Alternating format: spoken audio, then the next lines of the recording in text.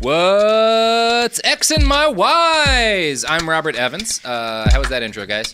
Great. I'll actually solidly approve. Thumbs up all around the room. Mm-hmm. This is a podcast where I talk about the worst people in all of history and tell you what you don't know about them. Today is part 2 of our epic 3-parter podcast on George Lincoln Rockwell, the founder of the idea of neo-Nazism, the inventor of Holocaust denial, and the world's first free speech warrior. Oh, God. It's it's so believable.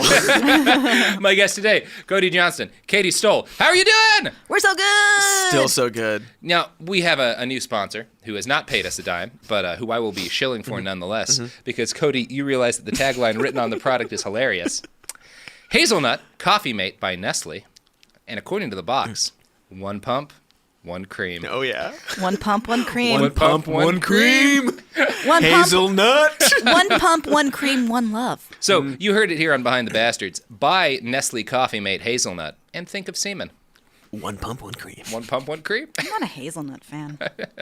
Neither am I. I don't like Coffee Mate, but I think it's funny. I really hope Coffee is Mate that. had stopped listening by that point. The check was already in the mail. Yeah, they were sending That'll you a do it. letter. Could you not read our 1 pump, 1 cream slogan on your I show? wonder if they use that same slogan for products other than the hazelnut. 1 pump, 1 cream. I wonder if they know what they did. I mean, that could, Someone knows. Speaking of far-right extremists, that could work as the slogan for the Proud Boys who don't masturbate. That's because true. 1 pump, 1 cream. Yeah, no pumps, no pumps, creams. no cream. Proud Boys. Speaking of the Proud Boys, Yeah. let's talk about their ideological great-grandfather. Can't wait. George Lincoln Rockwell. Love him. I'm going to say Wait, up front, scratch that. Don't love him. there are going to be a number of, there were slurs in the last episode. There are going to be a number of slurs specifically directed towards black people in this episode. I do not say, and will not say, the N-word, but I will read a couple of the other slurs that are used, usually just once, and then I will refer to them euphemistically thereafter, just so that you understand what's being said, and so I'm not unduly kind of cleaning up the ugliness here. Right. So Okay. there's kind of a sweet spot. We'll try to find it. Thank Now, you, Robert. Let's dive into it. Much of George Lincoln Rockwell's career as America's premier racist involved him following in the footsteps of Martin Luther King Jr. and basically trolling America's premier civil rights icon. On January 18th, 1965, when MLK held a voter registration drive in Selma, Alabama, George Lincoln Rockwell was there to, in his own words, cause agitation and run Mr. Coon out of town. That was Rockwell's nickname for Dr. King. I will use Mr. C from here on out. He also called him Martin Luther. You can guess. Yeah. Quote from Rockwell, Mr. C is a pro, and I ran him out of Danville, Virginia, and I believe I can run him out of Selma. The only technique is to show these communist-type agitators how ridiculous they are. Now, Rockwell put together a... Sorry. They're ridiculous woofing. Like, what? the Woofins guy. Come on, man. You made They're so Woofins. silly. Rockwell put together a cunning plan to ruin Dr. King's voter registration drive. His first idea was to try and convince the city fathers to declare the day of the drive to be N-word Day. Oh, my gosh. Real creative. He wanted to hang banners across the entrances of the town that said, "Welcome N-words to C Day in Selma." Of course, he used the full slurs in both cases. Wait, so it's called both? It was different? Yeah. It's different. Yeah. You gotta have different names. Two slurs in the banners. That's poor branding. That's poor branding. Now I don't know what terrible thing it is. Now I don't know what terrible thing it Which is. awful thing. Yeah, they're never going to find you on Google that way, Right. George Lincoln Come Rockwell. on, Come on, man. Come Jesus on. Christ. God, get it together. For some reason, the white city fathers of Selma did not think this was a good idea. So I have to reiterate here.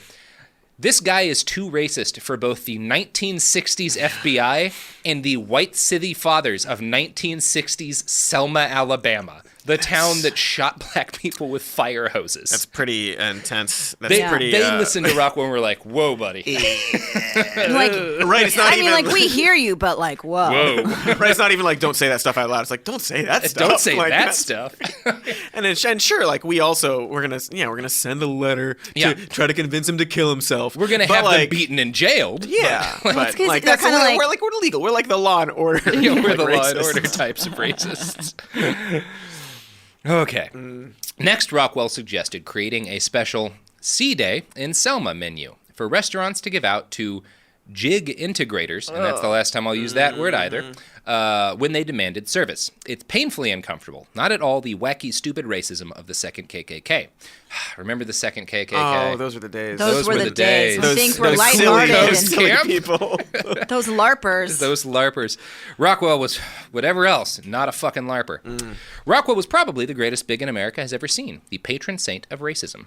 Here is part of the menu he wanted local restaurants to adopt. Is this going to be like if you have like a viewing party for like Breaking Bad and you like do puns on all the food? But it's with racism? Yeah, but it's with racism. You sound so I excited. sound excited, but I'm really not. No, I don't even want to read it, but I'm going to. And again, I will be euphemistically referring to the slurs in all cases here. The restaurants of the city extend a warm welcome to all C-words, J-words, N-words, apes, baboons, and any other jungle life seeking to enjoy communist race-mixing benefits promised by Martin Luther C-word. In honor of the occasion, our chef has lovingly prepared a special menu of the favorite N-word foods. We ask only that our C-word guests refrain from snapping at waiters or nibbling on other guests while waiting for service. The menu he prepared included, quote, hot stuffed deviled Jew Sammy Davis Jr. special. He thought Sammy Davis Jr. was a Jew. I don't know. But that came up a lot. But a common misconception. That's a terrible name for that's too many words. Yeah, I mean Sammy Davis Jr.? But the name Jew of the Sammy Davis Jr. Jew Sammy Davis. Like, why do you? It's called Sammy Davis Jr. I know. It's right I know. there. Yeah, I know, that's much better. Let's not. I don't want to give him notes on like his racism menu, but like, let's not like armchair racist. That's fair. That's fair. Well, I don't think we need to improve on this menu. This was not popular among local business owners either. He also tried to get local businesses to print up posters to put in the windows of every business in town, but no one was willing to do that either. Rockwell also handed out dozens of A&P Hatin' Annie records. These included such hit songs as Ship Those N-Words Back and We's Nonviolent N-Words. Jesus. He hoped that local restaurants and bars would put them in their jukeboxes, but nobody obliged him in this either. So That's good. And it plays racism rock and roll. Yep. Of course he plays racism rock and roll. He's George Lincoln Rockwell. Yeah, I would. He does rock well. He does. He rock. does I just rock thought well. Quite well. I had to use it. He doesn't deserve it, but I No, couldn't. he doesn't. I could he not. doesn't deserve anything. No. Well, he deserves one thing, and it comes at the end of this episode. Oh, Ooh. yeah. Fun tease. So, Rockwell was able to get enough donations to fly Robert Lloyd, one of his most loyal stormtroopers, into Selma with a hideously racist ape costume. Rockwell's goal was to get Lloyd close enough to Dr. King to cause a spectacle that would get him on TV and presumably drum up more donations for the A&P. Tragically, for the Nazis, Lloyd was caught by the police before he could find Dr. King. He was arrested. Next, according to the book For Race and Nation, quote, Rockwell went to the courthouse to bail Lloyd out and bumped into King, who was attempting to register blacks to vote. Now irate, Rockwell blasted King with all the venom he could muster. He poked the stem of his corncob pipe at King's face and asked him if he was man enough to stand up non-violently and debate him, so he could prove to the world that King was using the local N-words, not helping them. We got to it, Cody. Wow. Debate me, bro. Ooh. They're doing it. They're really making it happen. Mm-hmm. Dr. King actually agreed to let Rockwell speak at the meeting. He rescinded the invitation after a completely different racist, who actually hated Rockwell too, assaulted him for trying to register at a hotel. When Rockwell was turned away, he demanded entrance to the church where Dr. King was doing his meeting. The police arrested Rockwell for disorderly conduct.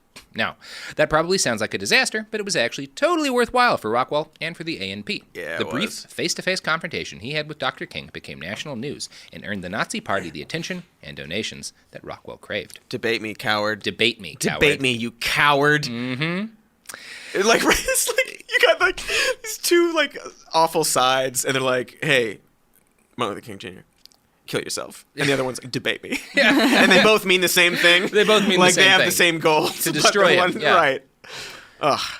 Let's think for a second, just to cleanse our palates, of what an incredible human being Dr. Martin Luther King was, and how Yeah. much he achieved. That's a nice thing to think Yeah, about. like a little mental break yeah, here. just like What a nice idea he, that you just he had. changed the world in an incredible way. Yeah. Like black people couldn't use water fountains, and Yeah. he galvanized a movement. And there were a lot of other people involved, obviously, Right. who sacrificed and did a lot as well. But like, just a great human being who will be remembered long after Rockwell has been forgotten. He's Yeah. mostly been Perhaps- forgotten. Right, Perhaps yeah, he has our mostly most been beloved forgotten. Yeah.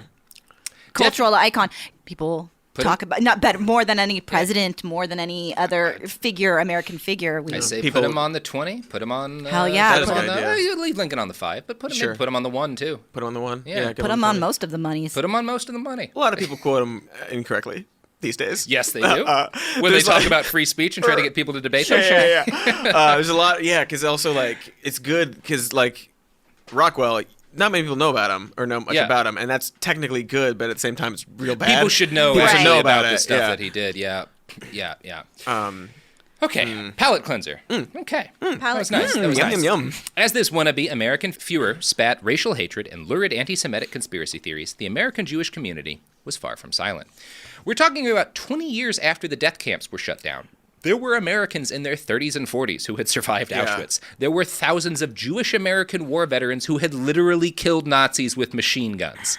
These people were not about to let this motherfucking Nazi try his fascist bullshit out in another country. However, no one could quite agree on precisely what should be done. Some groups, like the Jewish American War Veterans Organization, landed solidly on the punch Nazis end of the scale. And they did quite a bit of that. Yeah. But most Jewish people backed a completely different strategy. I'm going to read a description of the evolution of that strategy from the book American Führer by Frederick Simonelli. Quote, in the 1940s, Dr. Solomon Antil Feinberg of the American Jewish Committee devised a strategy of containment against that era's most flagrant anti-Semite, Gerald L.K. Smith. Feinberg initially called that strategy dynamic silence, or the silent treatment. He later renamed it quarantine, a term he believed more accurately described the process. The quarantine strategy included two key components: coordination among major American Jewish community organizations to minimize public confrontations between an anti-Semite and his or her opponents in order to deny the anti-Semite a dramatic event that would invite publicity, and the dissemination of information on the background and tactics of the anti-Semite to the news media in an attempt to convince the media that in the absence of a violent confrontation between an anti-Semite and his or her adversaries, there was little newsworthy in what the anti-Semite had to say. The strategy intended to, quote, prevent the rabble-rouser from becoming a serious public menace by depriving him of the publicity he needs to increase his audience. Yeah. It's a good strategy. Solid Love plan. it. Feinberg advocated for this strategy heavily and succeeded in getting the Jewish community to adopt his plan against Gerald Smith. It worked splendidly. But in 1958, after Rockwell created Woofens and the National Committee to Free America from Jewish Domination, no one was quite sure what to do. This was a new kind of racist, a trained PR expert who knew how to work the modern TV and radio media. Rockwell said in an interview near the end of his life, quote, when I was in the advertising game, we used nude women. Now I use the swastika and stormtroopers. You use what brings them in. Wow. Yeah. Yep. Yep. Yeah. William Pierce, one of Rockwell's most prominent stormtroopers and a guy we will be talking about in Part 3, described Rockwell's strategy as concentrating, quote, the activities of his small group under circumstances especially chosen to provoke violent opposition, anything and everything to gain mass publicity, to become generally recognized as the opponent of the Jews. So he wanted them to fight him. This was part of why he decided to turn Woofens into the American Nazi Party. He wanted he and his men to wear swastikas, lots of them, specifically because it was the best way to trigger Jewish people. He believed, quote, upon seeing the swastika, Jews lost their cold, calculating, reasoning abilities and became hysterical, screaming with fear and rage at the American Nazi Party. This reaction led Jews to unwittingly aid the movement. While moving to stamp out Nazism, they were forced to give the party free publicity. Some Jews, particularly Jewish war veterans, obliged Rockwell by flipping out and trying to crack his fucking Nazi skull, which I certainly understand. I get it. It's a- I it's get a it. solid I get it. impulse. Solid impulse. There were numerous brawls at various A&P events, speeches, and protests over the years. Often the Jewish veterans would wind up tangling with the police, who tended to surround the smaller number of A&P men in order to protect them. Another thing that never happened again. Never happened again. This worked for a while, but a little over a year into Rockwell's career as an agent provocateur, that That word. That Feinberg guy, the architect of the quarantine policy, succeeded in getting the American Jewish Community, or AJC, to back his plan. Now, these guys were not just saying, ignore them and they'll go away. This was not just being like, oh, just ignore them, just ignore them. Right. They weren't just saying that. These guys were activists. Representatives of Jewish community groups would go to newspaper editors, radio and television producers before big Nazi events. They would urge the media not to cover the story. Letters exist to show how this effort went, and they were always very cordial. The goal was to convince the paper to stop their coverage. It was not a threat. The Nazis did claim that Jewish community groups threatened to boycott newspapers and the like who reported on Nazis, but there is zero actual evidence of this ever happening. The Washington Post, for example, broke the quarantine and suffered no reprisals. In March of 1960, Rockwell wrote the Post a letter saying he planned to speak at the Capitol Mall. He invoked the specter of left-wing violence against his totally peaceful demonstration, stating, quote, "Some citizens have been threatening us with violence and forcible suppression of our peaceful right to address our fellow Americans according to the law." Now, this was patent bullshit.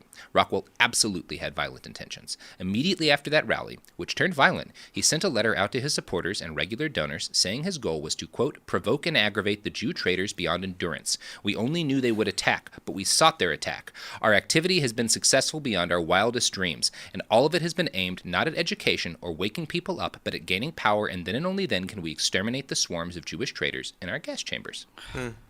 Yeah, you He's got gas chambers. chin up a little anger, you make them mad, I want to talk about a little story, something that happened to me in December when I was in Portland watching a rally called the Him Too Rally, which was billed as a response to the Me Too movement by members of Patriot Prayer and the Proud Boys. two of the great groups out there. So after their rally, which was cordoned off and heavily protected by police, they took a very long, circuitous route back to their cars and were surrounded by a group of anti-fascists. Most of those people yelled, but some of them threw things, including bottles, which eventually prompted the police to use flashbang grenades on the crowd to disperse them. After this altercation, which was heavily videotaped and photographed, my cameraman was right behind Joey Gibson and one of his right-hand men as they walked away and caught a snippet of conversation in which the guy looked to Joey and said, "That could not have gone better." There it is. There it is. I mean, that's what I'm thinking the whole time you're reading this. That is what they want. And that's, when we talk about how do you deal with the Proud Boys or deal with any of them, you have to keep that in mind. That playing into their hand. And I do want to say there is something to be said. Like it's also worth noting because what's happening today is not entirely the same as what was happening back then.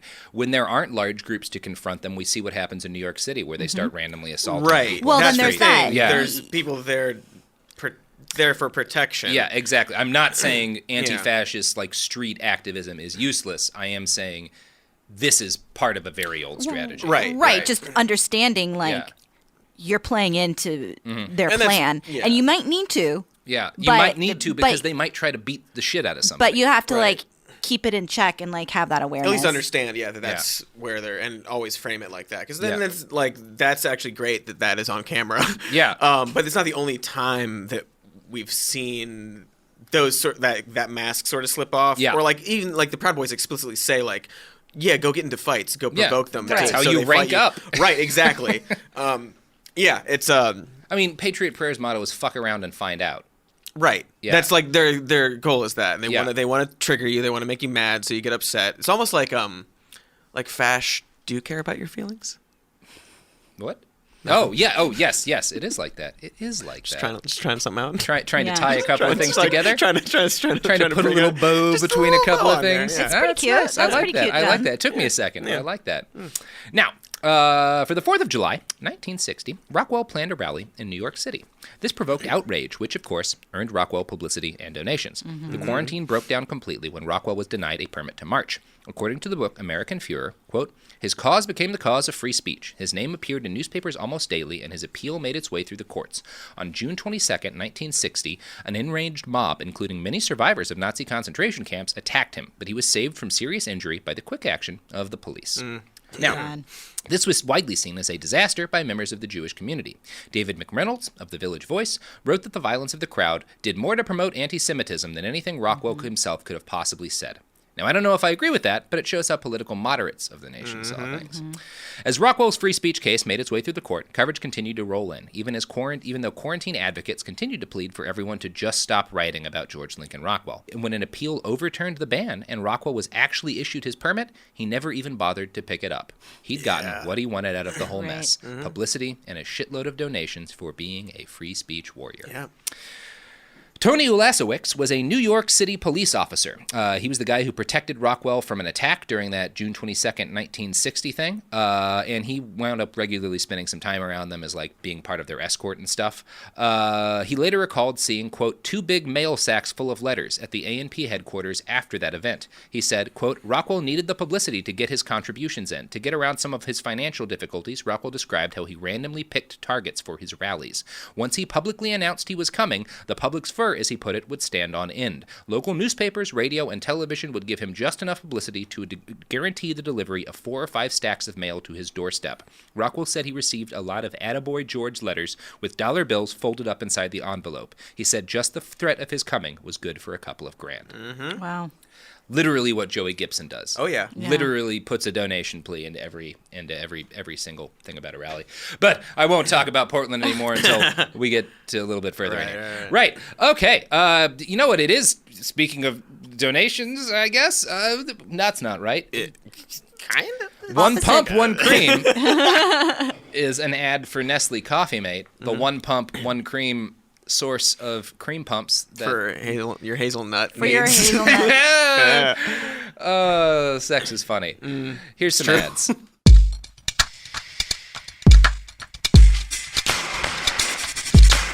We're back. Hey, Nazis. Okay, so Rockwell was very happy with how that whole rigmarole had gone. In one of his regular comments, he taunted Feinberg and the AJC, saying they had, quote, spent millions of dollars to spread the word among the Jews to ignore us. But, he claimed, their anger and need for revenge had gotten the best of them. The result is the lifeblood of a political movement, publicity. This is something Rockwell wrote about quite a lot. In 1961, he came to the conclusion that, quote, the problem of building a political organization, in spite of the enemy's utter mastery of all means of communicating with the masses, is, first, the problem is reaching the masses, any way at all. It does not matter how you reach them at first, so long as they come to know you and the fact that you are at the opposite pole from those in power. This it's just so familiar. It's like deja vu. Because everybody else is ripping off George. Yep. Mm-hmm. Yeah. Bunch of cheap diet imitations. Yeah, a bunch of George fans up in here. Of the just Mr. Pibb of racism. Ooh, yeah. Bunch of Mr. Pibbs wishing they were Dr. Pepper. Oh, boy. No, generic Mr. cola. Mr. Pibb is a better beverage than I Dr. agree. I agree. It's I'm a just talking about fantastic brand beverage. recognition and Yeah, things like that. But I guess the real Dr. Pepper would be George's dad. It Yes. sure would Doc. be. Yes. Doc. Yeah, nice It would be callback. Doc Pepper, yeah. for Doc sure. Pepper. Doc Pepper. Doc yeah. Pepper. Yeah. I mean, Doc Rock is such a good name, He guys. could have called... That's our musical. Doc That is Rock. our musical. It's like cop rock, but with doctors. Doc Rock. And a couple of cops, probably. Hot Cops. Hot cops, for sure. Yeah. So, while George was busy building the playbook that every other fascist grifter in history would shamelessly crib from, Feinberg was not sitting on his ass. He had supporters write articles endorsing the quarantine strategy and pointing out that publicity just got Rockwell donations. They stated that, quote, the most effective way of combating the Rockwell menace is to literally starve him out. Quarantine can be made effective. If we deny him publicity, we deny him money. Gradually, he convinced people of the wisdom of his strategy. There were more fights, largely with the Jewish war veterans, but by 1961, Feinberg had succeeded in drastically reducing the amount of press coverage that Rockwell received. The quarantine was never total. Some stories always came out. But Feinberg considered success to be a measure of degree, and the summer of 1961 saw Rockwell attract way less media attention than he'd gotten back in 1960.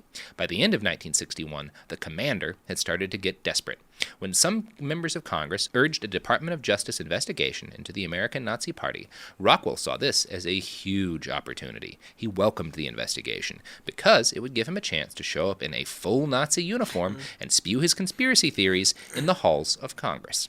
Feinberg knew this, and he actually begged the U.S. Attorney General, Robert Kennedy, not to investigate the American Nazi Party. And he got his way. In 1962, when Rockwell applied for a permit to march in Philadelphia, the local Jewish community initially wanted to lobby to have his permit denied. Feinberg wrote them a letter begging them not to interfere with Rockwell's speech. Quote, you risk Rockwell's getting civil libertarian support all the way to the Supreme Court and the publicity attendant thereon. Without quarantine, any anti-Semite could become a national figure in short time. He need only be dramatic and have plenty of opposition. Here, too, Feinberg succeeded. Rockwell got to give his speech, and no one cared. He did not make the news. From that point on, with some occasional failures and lapses, the quarantine against George Lincoln Rockwell held. This prompted him to veer towards the only reliable income stream left to him, the college lecture circuit. Yes. From 1963 on, this was his only consistent source of income. He never failed to draw a sizable crowd. Much of the media attention he received for the rest of his life was for the protests and fights that occurred outside these events. Now, Feinberg did not worry as much about Rockwell's campus speeches, mainly because he just didn't think college kids were dumb enough to fall for the Nazi shtick. This proved to be true. College lectures were good for money, but Rockwell himself knew that they would never get him what he wanted. He wrote, Quote, "You can't convert people's attitudes by lecturing and reasoning. Attitudes can only be changed through emotional engineering. That is the key thing. It doesn't matter what the emotion is. Love, fear, hatred. As long as there is an emotion in a person, I can change him. When I agitate in uniform, I want people to hate me. I want them emotionally worked up." Mm-hmm. Smart man. Yep. Smart. Smart man. Hate him. Smart Hate guy. him. Smart guy. Real bad. Hate him, bad, don't real respect bad dude. him. Don't, Smart don't, man. Don't Yeah. like him. Not a fan. Smart guy. Not a fan. Mm-hmm. And so, as the 1960s went on, Rockwell attempted a variety of garish and bizarre stunts.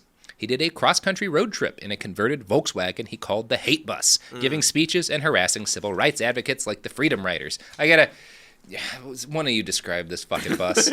One of you describe this fucking hate bus. I mean, it's a it hate says bus. A hate bus several times. It's your classic VW bus, as stated, that you would associate with a hippie, a free-loving protest. A bunch of surf bums. and then you Santa look Monica closer. shore. I mean, it says we hate race mixing. Mm-hmm. It's right there. No. We do hate. What a bad bus. What a terrible Hate. bus. It's a terrible bus. You know, that's He also had a racist dog that escaped at one point. a racist dog. Well, he said Go the into dog that. was racist. Oh, he said it When was? the dog like escaped, he tried to play it up as like, well, now some Jewish family like has a dog and they don't even know it's racist. But it's like, dude, that dog's not racist. Yeah, That right. dog's Like, not what are you racist. The dog just didn't want to live with Nazis. The dog was like looking for his freedom. Yeah. I think it's really funny that The dog's name was Gas Chamber. Oh, weird. Is that true? Yeah, that's true. No. Yeah. Oh, I mean, not after he found a new family. your gas chamber. Hate it. Do not unsubscribe to everything you've said so You hate far. bus it. What were you about to say about that hate bus, Cody? I think it's funny that the hate bus. Hate is in quotes. Yeah. So Yes. it's quote hate bus. But it says several times Lincoln Rockwell's hate bus. Yes. Yeah. He wanted to make sure that you knew it's his hate bus, Yeah. not all the other hate buses. Not all the in other state. hate buses. This is Lincoln Rockwell's hate bus. It's branding. There's a lot going on in that hate bus. Yeah. A real fun time. Should have used GLR. Yeah, I agree. In 1965, the Mississippi Freedom Democratic Party held elections for 3 representatives. They attempted to seat the 3 women who won during the roll call for that year's opening session of Congress. It was an act of protest, basically protesting the fact that there wasn't good black representation in Congress. So we're going to elect our own leaders and we're going to try to sit them in Congress, and they'll get kicked out, but it was a smart idea for a protest. Sure. It generated a lot of publicity. Rockwell attempted to suckle some of that publicity for himself by having 2 of his men, including that guy Lloyd with the gorilla suit, show up to watch the proceedings. Lloyd managed to find an empty room and changed into his incredibly racist costume. There's a picture. You have a It's from a picture? cover of Stormtrooper magazine where this was written about. I got to give this one to Cody since I Yeah. gave you the bus, Katy. No, I'm not offended. It's a smaller image, but Ooh. it's ghastly, right? That is blackface. Yeah. When I first read it was What, like is that an a Asian yearbook photo? costume. Oh my God, the headline. Yeah. No. U.S. Nazi in blackface ridicules Mississippi N-words in Congress. Mm-hmm. Is the title? It's the title of the article It's the title of the article in Stormtrooper magazine. in Stormtrooper magazine. I know, it's And the shocking to find photo. racism in Stormtrooper magazine. Yeah, I can't believe this. Let me see. I want to see. Hogging that thing. My gosh. Oh, yeah. Yeah, no. that'll be up on the site behindthebastards.com because the slur is pretty small. It's a small image, but it's Yeah. I mean, it's there. it's there. It's something that happened. So Lloyd sprinted from his changing room directly into the halls of Congress. I'm going to read a quote from For Race and Nation. Lloyd raced out of the room and down the hall to the exclusive stairway that only members of Congress use. He bolted up the stairs to the lobby level, past 2 slouching policemen. As he neared the chamber entrance, a black doorkeeper spotted him and moved to block his path. But Lloyd, running at top speed, slammed a shoulder into the man, went through the door, and jumped into the well of the house. Donning his stovepipe hat, he yelled... I'm not going to use... He yelled this in, a racist diction, trying to, I'm the Mississippi delegation. I demand to be seated. Members of the House were stunned by the intrusion. Total silence filled the room as Lloyd jumped and danced, making unintelligible monkey noises. Sounds legitimately crazy. Yeah, sounds legitimate. This I mean, is he was a wild. mentally ill man. Yeah. Lloyd was a mentally ill man that Right. Rockwell used to do stunts. Yeah. Yeah. Yeah. But still, that's Yeah, a thing that happened. that's a thing that happened. I'm not getting into it in this because there's just so much to cover, but the book For Race and Nation does a good job of talking about the kind of people who became Rockwell stormtroopers, and they were all pretty broken individuals. Right. not all of whom would stay Nazis their whole lives. That's good. Yeah. The event was considered such a propaganda coup that a picture of Lloyd made, the next month's cover of Stormtrooper magazine, which we just looked at. Stunts like these succeeded in drawing up some publicity and some donations, but the American public's short attention span ensured their interest inevitably faded with time. Rockwell continuously searched for a way to get people emotionally worked up. The next year, 1966, was a time of great unrest in the United States. There were numerous riots across the East Coast. Near the end of that year, in Chicago, the Housing Authority made the decision to try and relieve some of the overcrowding in their ghetto by expanding public housing to some of the less populated parts of the city. However, the less populated parts of the city were white. These people were infuriated at the idea of maybe living close to black people. Martin Luther King Jr. showed up to try and help the people make the world a better place, do the things that Martin Luther King Jr. did. Yeah, those classic MLK things. MLK things. And so Rockwell showed up as well to try and stoke the fires of racial resentment for power and profit. He gave a speech at Marquette Park where he said, quote, "You're working every day to pay taxes to breed little black bastards. You're subsidizing Negro mothers who produce this little black scum for pay, and then when they don't have any place to live, they want to come and take your house and neighborhood." Yep. Notice he did not say the N-word there. He did not use a racial slur there. Good for him. Hey, this is good for him. Good for him. This is part of a tactic that works incredibly well. Yeah. Now, this all came in the middle of a schism within the American Nazi Party. Rockwell had come up with a brilliant slogan, something he thought would really take off among the American public. You want to guess what his two-word slogan was that he invented? America Be first. best. White power. Oh. Wait, what? Yeah, he invented white power. That's upsetting. Real innovator. I Wow. really had no Yeah. idea. That's impressive. He's done so many He did things. so many of these Wow. things. He's the guy. Formative. That's, oh. Ooh. Like, Invented neo-Nazism, Yeah. Holocaust denial, trolling colleges for free speech purposes to raise donations, and white power. that's so crazy. And we're not done. Such a big legacy. Are you going to add to the list? Yes. Did he start saying, like, it's okay to be white and like, painting that on, like, college campuses, too? Not quite. Not quite. Ooh, But not quite. kind of. But you can actually. see how this yeah. is the seed. Yeah. Man. Did he sell brain pills? He would have been selling Brain Force would've- Plus if he could He have. absolutely would have He sold absolutely sawdust would've. in capsules. Lead and Lysine. Oh, my God. Yeah, get that soy intake. Oh, God. Speaking of brain pills, although that's actually one of my hard lines for advertising is I won't sell brain No pills. brain Good for pills. you. I'll sell a lot of other kinds of pills. Oh, yeah. Because I love pills, Sure. but not brain I pills. understand. It's ads Oh, time! yes. Products! Services! One pump! One cream. Cream.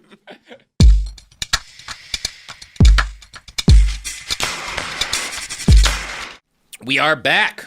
When we last left off, Rockwell had invented a slogan called White Power, and he was flirting with what the author of Federation Nation calls denazification of the American Nazi Party. Which Did is you not, say the Nazification or Denazification. denazification? Yeah, you got to tone it down. So there were two, but yeah, Rockwell's side was basically like, we need to be a little bit less explicit about the Nazi stuff because that's not getting votes, and we need to focus more on white identity and getting white people behind us. Interesting. Also something we see today. White Also identity something politics. we- Interesting. Yeah, Wow. yeah. But wait, I thought that. But according to Jordan B. Peterson, a doctor, A doctor. the right didn't start playing identity politics until very recently in response to the left. Yeah. Well, I got my first question with that is, was 1966 recently? No. Really? Not Yeah, according it to was a while ago. Dr. Fascinating. Jordan B. Yeah. Interesting. Yeah. I'm- So that's interesting. I'm confused then. Is it possible he's disingenuous and playing from the same handbook as the Führer of the American Nazi Party? No. No. Not Dr. Jordan B. Peterson. No. He no, wouldn't no. do I that. mean, I He's- suppose it's possible, but it's not probable. It's not probable. not probable. Not probable. Speaking of not probable, Ooh. George Lincoln Rockwell's incredible success in Chicago. So, he had T-shirts and placards printed up with the phrase "White Power" on them. He worked the phrase into his speeches in Chicago, marking the first time the White Power slogan was ever used. That's crazy. One of his stormtroopers, John Patler, also coined the phrase, "The color of your skin is your uniform," which, if you spend a lot of time listening to Nazis talk about their apocalyptic race war fantasies, that line comes up all of the goddamn time, too. These are Great. the OGs. Yeah. Yeah. Goat. The GOAT. Yeah, he is the GOAT of American racism. He's definitely earned that. He's title. earned that. You know, we're not woat, being the worst sassy. of all. The woat. The woat? Is that? The woat. I mean, Just a Wotan bad is like guy. a Just we Nordic- could you don't need an do acronym we could do goat and keep it, but like gross of all time, grossest of all time. the grossest of all time. There we go. There we go. I don't know. I could probably do better, but I'm on the spot Gross here. old asshole. Yeah. Truth. Ass. Time. A good old ass talker. Right, gross old ass talk. We'll figure it out. We'll figure it out. It's there. It's there. Chicago marked the first and only time Rockwell and his Nazis saw mainstream penetration for their rhetoric. Stoking the fires of white fear and resentment of black people worked way better than anti-Semitic conspiracy theories. On August 6th, 1966, Martin Luther King Jr. led a group of marchers through Gage Park. He was met by an enormous crowd of counter-protesters, organized and radicalized by George Lincoln Rockwell. They numbered more than 2,500. The crowd carried placards and banners emblazoned with Rockwell quotes like, "Join the White Rebellion," and "We worked hard for what we got." Thousands of furious voices shouted white power at King and his comrades. They threw things. They assaulted them. It was a violent attack on Dr. Martin Luther King and his marchers.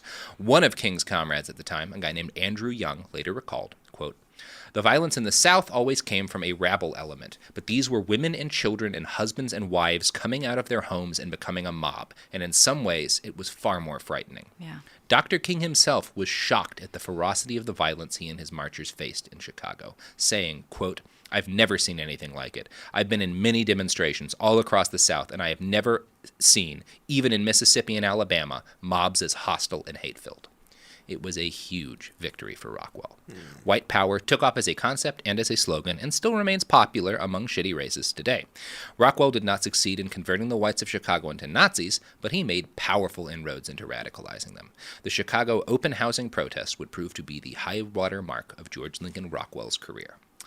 Almost exactly 1 year later, on August 25th, 1967, George Lincoln Rockwell rolled down to a laundromat in Arlington, Virginia to do a load of laundry. He forgot his bleach, and as he headed out to his car to go get it, 2 shots were fired into the window of his 1968 Chevy. He fell out and landed face up in the parking lot, dead from a gunshot wound to the heart at age 49. The killer was not an anti-Nazi activist, or an aggrieved Jewish veteran, or anyone like that. It was John Patler, former U.S. Marine and one of Rockwell's longest-serving stormtroopers. The gun used, appropriately enough, was a German Mauser pistol. Wow. Nazi gun to kill the Nazi. Wow. Wow. It's a gun to kill the Nazi. Patler and Rockwell had a somewhat contentious history. Patler quit and rejoined the party a few times and was distrusted by many of the movement because he was a Greek and thus not white enough, according to some of the Nazis. Your percentage is off, bro. Sorry. He was also considered a suspected Marxist for reasons that are unclear to me. They're always suspected Marxists. Oh, my God. So that was the best they got. Rockwell had also recently pushed him out of the A&P, and so it was, Patler was convicted of murder in the first degree. Rockwell's funeral was as controversial as his life had been. As a veteran, he was entitled to a military funeral at a state cemetery. But the military would not allow his followers to wear Nazi uniforms or fly Nazi flags at a cemetery filled with American war dead, many of whom had died fighting the Nazis. Smart move. Seems decent. solid call. Seems like a decent thing to Seems do. like a I decent feel thing like to do. once you become a Nazi, you've just invalidated your time fighting Nazis. So could have not. Could have Buried not. him there. Could have not done that. I could have done without it. But at least there were no Nazi flags flying. Well, That's the Nazis. Oh no! The Nazis tried. The Nazis with Rockwell's body tried to show up and force their way in they Nazi did. regalia, which led to a 6-hour standoff with Rockwell's hearse and military police. Eventually, the Nazis backed down and cremated Rockwell instead. Oh, okay. Yeah. There's a not entirely heartbreaking coda to this. Although I guess, Nazi getting shot's not that bad either. Patler got out of prison. He was only in there for 20-some-odd years, like 22 years. And his story is the closest thing to uplifting you're going to get out of this whole mess. His son actually wrote the afterword for the book For Race and Nation. It is a heartbreaking and compassionate essay, well worth reading. In it, he talks about his father's abusive childhood, the things that a lot of the kids who became Nazis had endured, the things Rockwell had endured as a child, and how these broken people came to such a hateful. It's a very insightful and compassionate look by someone who, grew up with a dad who had done all this stuff. Right. And in the essay, Patler's son relates this story about his father. From after he got out of prison. Quote, "One night in Richmond, Virginia, after leaving a restaurant, my father stood silently by my car with his eyes frozen on the ground. In a somber tone, he said, 'I should have been with them.' 'With who?' I asked. 'I should have been with Dr. King and the civil rights people back then,' he answered. 'They were truly my people, not those Nazis.'" Wow. Yeah. It's pretty heartbreaking. Yeah, That gave me chills. yeah. For his part, George Lincoln Rockwell did not leave much behind. His estate was just $257 in cash, a corncob pipe, and a bunch of racist pamphlets. But Rockwell's real legacy would prove to be much more extensive and much deadlier than any fortune could ever have been. And that's what we will be talking about in part 3 of this podcast. The 60-year-long spree of murders, bombings, and hatred that all spawned from the mental loins of George Lincoln Rockwell. You could say, for him, it was one pump. A whole lot of cream. One pump, lots of cream. The cream does not stop guys coming. From that Brought this mainstream penetration. Full circle. Oh, penetration. Oh, yeah. God, that word just makes me so happy. So, I mean, what do you guys think about George Lincoln Rockwell? Piece of shit. Not a fan. Not a fan. It is astounding to hear Yeah. it all laid out like this and Yeah. see how directly he is responsible. Yeah. Yeah. For everything. Every single time I come on this show, you're just like, by the way, here's history, but now. His ghost is thrilled. Yeah. Do you And think- so many things. So Yeah. many of them. Yeah. What do you think he would be? He wouldn't be. Would he be a Republican? Would he be a liberal? Because liberals are the party of He'd be anti-Semitism. against Republicans, right? Do you He'd be think he like would the be? anti. Well, he would not I be don't- for pro-Israel. I think he, yeah, I really have trouble telling with Rockwell. He'd be because an intellectual Dark Weber. I think he would not be, I think he would be kind of like Peterson, not explicitly political Right. in that he wouldn't advocate for a party directly. Yeah. I think he would be more about trying to get an ideology across. Because Right, Yeah. that works better now. Yeah, he'd be playing to the resentments Yeah. and the grievances and stuff, and sort of lifting up all the like the logical next step of like the white power stuff. He'd be talking about like white identity. He'd just be a white identity Yeah. person, like a Molyneux, but more explicit Nazi stuff maybe. I don't know, because I think he really wanted mainstream appeal, and his goal Right. from the beginning, if you remember from the episode 1, was to unite conservatives. Right. So Yeah. I think he would be explicitly political. I think he would be less explicitly racist. I don't even know if he came out around today if he would be explicitly anti-Semitic. Right, he'd play because it. that doesn't play He'd it. be He'd play like it better, some, yeah. he'd Yeah. have some Tea Party faction within the party. He'd maybe go into politics I and think there's a good chance he'd have been elected. yeah, I Yeah, do yeah, too. yeah. Right? I mean, look, we've got He was Steve a, King. He was we a got good speaker. He was charismatic. Yeah. Good speaker, handsome guy, smart, Very smart. good at branding. Yeah. And yeah, he'd play to that, and he wouldn't be as explicitly like. Yeah, I have a lot of questions about what Rockwell would be if he were alive today. But one thing I know for sure is that he would have worked with Roger Stone. yeah. Oh yeah, Unquestionably, Oh, God, yeah. they would have been thick as thieves. yeah. They would have plans. They would have so many plans. What year did he die again? I think it was 67, right? Okay, Or okay. yeah, 67. You think he would have played up stuff with like Milo, or because Milo is technically he's Jewish, right? Yeah, I think. And he's I gay, don't know. so like Rockwell like despise him probably. I think he probably. I He'd bite think the his thing damn that would have tongue. amazed him, that would have made him despise Milo, was Milo's attitude never had a chance of getting mainstream Right. acceptance because Yeah. he's just too off-putting. And he doesn't care. He's very non-committal to everything, and he's Yeah. like kind of don't- he's a chaos agent or whatever. Milo doesn't believe in shit. Exactly. Yeah. Rockwell Yeah. believed. He wouldn't have gone through the shit that he did because he suffered for his Right. beliefs. Right. Like, he figured out that his pain. Yeah. His pain drove him to Yeah. to be more of a Nazi. So I think he's and I think he would have been smarter than a guy like Richard Spencer because I don't think Richard Spencer was very cunning. No, he didn't play it well. He got the platform. He got that article about him. He was dapper, but he didn't play it well after He that. didn't play it well after that. But yeah, Milo doesn't believe in anything. Milo does not believe in anything except for having money. Yeah. And I don't think Rockwell would have been. I think he might have used him at some point. That's sort of what I mean. Yeah. Like, I think- not like aligned with them, but just sort of like using the movement and the drive for I think Rockwell would have really gotten along with a guy like Steve Bannon, who is a Yes. clever Right. political Yes. operator who believes the shit out of things. Yes. And to be honest, that's a more likely pairing than him and Roger Stone because Roger doesn't believe in shit either. Right, Probably right. would have but- liked Donald Trump.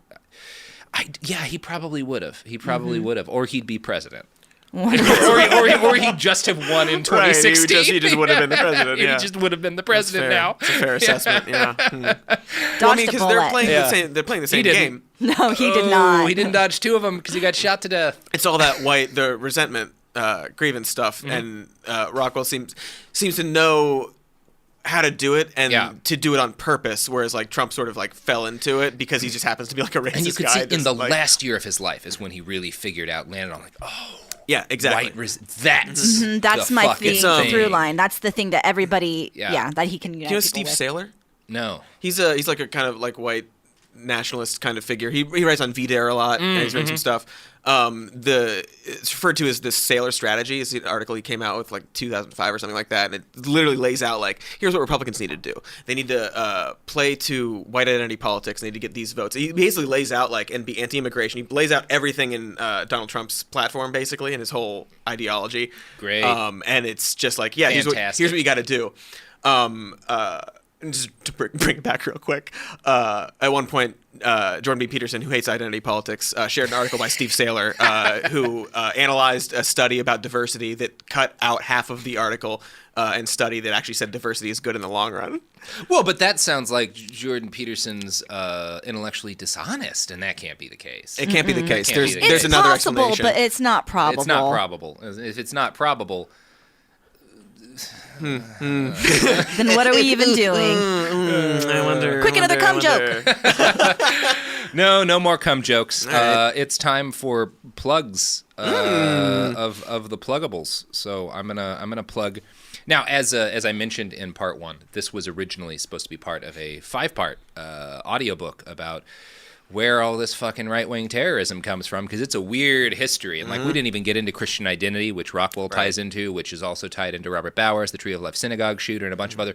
All of this stuff, if you want it all laid out, is going to be on my audiobook, The War on Everyone, which I am backing right now on GoFundMe. So go to GoFundMe, search for The War on Everyone, drop a couple of bucks if you've got them. I will put out the audiobook, and I will use the money to report on fascism in the United States and possibly conflict abroad, depending on how much we get. It's doing great so far. I also want to thank everyone who's donated so far prior to this episode landing. It's been way better than I expected, and I'm blown away and driven to tears by the generosity of my fans. So thank you all so much. I promise to never sell brain pills. It's a good promise to make. Mm-hmm. I will sell other pills because I love pills. Yeah. Love pills. Just not the ones that great pills. Just not Brain Force Plus. Yeah. Yeah. Not even Brain Force like Ultra. Minus? Whoa. No, like original. I'm just throwing it out there. I don't know. Maybe Brain Force Ultra. You can check us out online as well at our Patreon, patreon.com/somewherenews. That's the YouTube show that we do. And then we also have a weekly podcast where we talk about a lot of bad guys. a lot of current bad guys. And news, Yeah. The news of the day, the news of the week, news of the year. The news of our horrifying nightmare world. Google some more news and even more news. It's all around the place. On Twitter. I'm Dr. Mr. Cody on Twitter.com as well. I'm Katy Stoll. Mm-hmm. Donate to some more news. Patreon. One cream. We're on the edge of something great here. We are. We're almost through the looking glass. We're straddling the looking glass. Getting close. I write okay on Twitter, and again, my GoFundMe is The War on Everyone. So check that out. Check out Some More News Patreon. Go to the fucking t-shirts, TeePublic.